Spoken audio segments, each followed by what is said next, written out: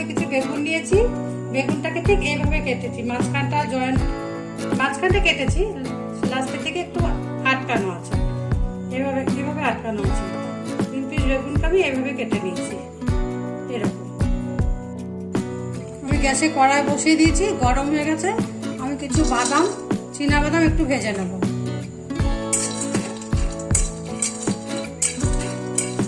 একটু হালকা করে ভেজে নেব।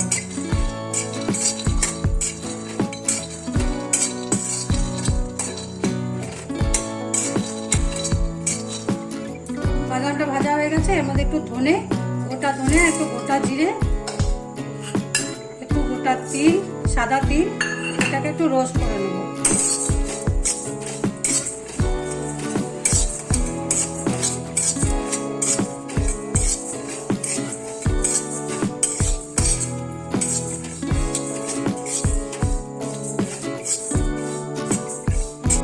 সবগুলো ভাজা হয়ে গেছে, গ্যাসটা আমি অফ করে দিচ্ছি।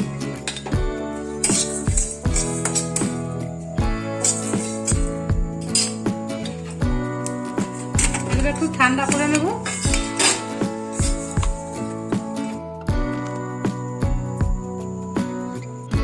একটা মিক্সি জার নিয়েছি, এর মধ্যে এই মশলাগুলি একটু ঠান্ডা হওয়ার পর একটু রোস্ট করে বেটে নেব। জল দেবো না, শুকনো গুঁড়ো করে নেব। এর সঙ্গে দেবো কিছু ধনেপাতা, একটু গরম মশলা, একটু মৌরি ভাজা, এটা আমার ভাজা ছিল তাই এটা আমি আগে ভাজিনি, একটু কোরানো নারকেল,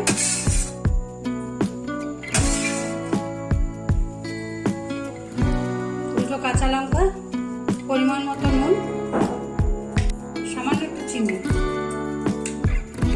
অল্প একটু হলুদ গুঁড়ো। সবগুলো একটু শুকনো গুঁড়ো করে নেব। মশলাটা এভাবে আমি গুঁড়ো করে নিয়েছি।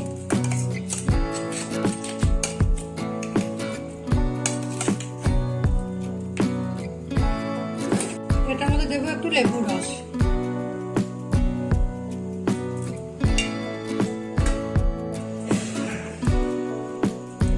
একটু ভালো করে মিশিয়ে নিচ্ছি।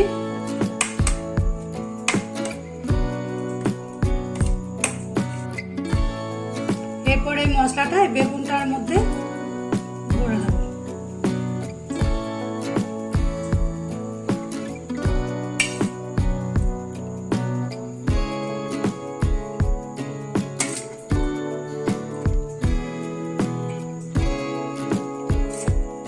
চেপে চেপে মশলাটা ভরে দেব।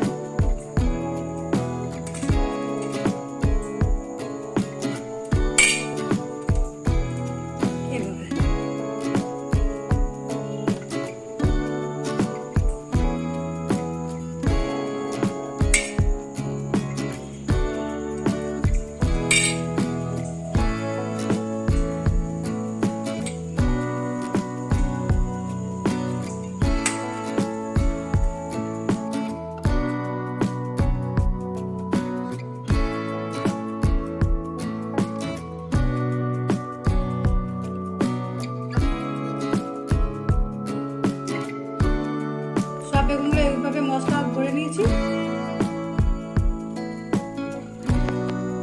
গ্যাসে একটা ফ্রাই প্যান বসিয়ে দিয়েছি, এটা গরম হয়েছে। আমি এর মধ্যে পরিমাণ মতো তেল দিয়ে দিচ্ছি,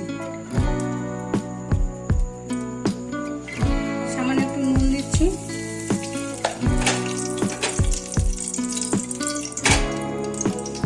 দেবো একটু কাশ্মীরি রেড চিলি পাউডার আর একটু হলুদ গুঁড়ো। এর মধ্যে আমি বেগুনগুলো একে একে বসিয়ে দেবো। খুব ডিপ ফ্রাই করার দরকার নেই।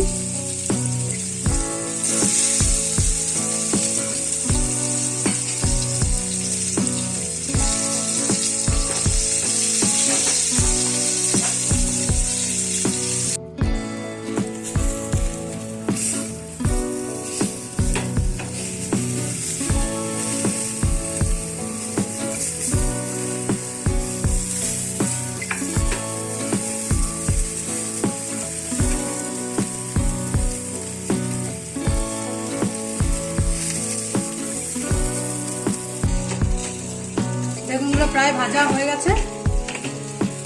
বেঁচে যাওয়া মশলাটা আমি এর মধ্যে আরেকটু দিয়ে দিচ্ছি।